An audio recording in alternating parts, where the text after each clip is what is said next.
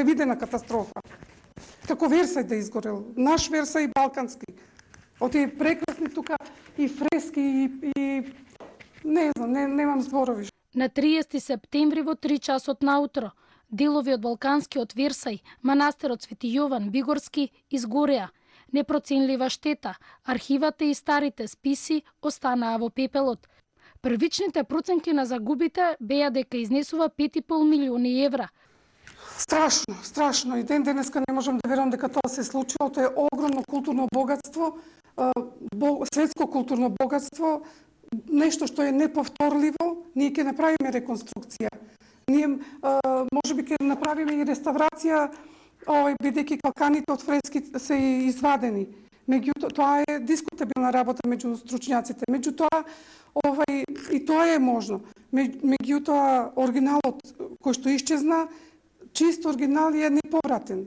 По пожарот во Дебарскиот манастир се отвори прашањето колку е заштитено и осигурано културното богатство во Македонија. За директорот на управата за заштита на културното наследство Паско Кузман, старините се заштитуваат колку што дозволува буџетот. Многу кражби на вредни икони со години не се разјаснети и каде завршиле.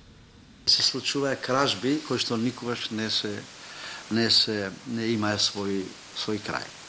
Например, беа украдени на 2 пати, после вториот пат не беа никогаш најдени иконите, 6 икони Свети Јован Богослов Канео во Охрид, потоа 13 икони од иконостасот во Свети Наум. Знаете дека никогаш не успеа да им се влезе во трага.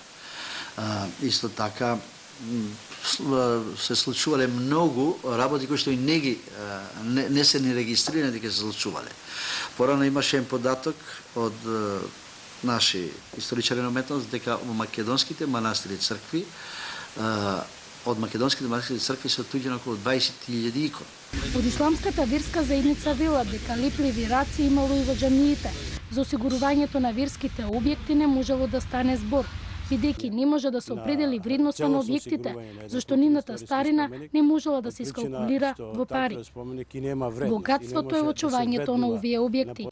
Старите теписи и другите ралињата, така наречени, на кои се поставуваат верските книги, Куранот, така натака, и после преку нив со помош да нив се чита, и други движни споменици внатре во џамите представуваат цел на кражби во џамите, од причина што и тие сами по себе представуваат историска вредност. Иако различни во верите, исти со проблемите и христијаните и муслиманите, во разговорите за емисијата Код со Снежана Лупевска, со исповед дека сите се подеднакво виновни, и институциите и граѓаните, што не знаеме да го зачуваме она што го имаме со векови, било да се џамии или цркви.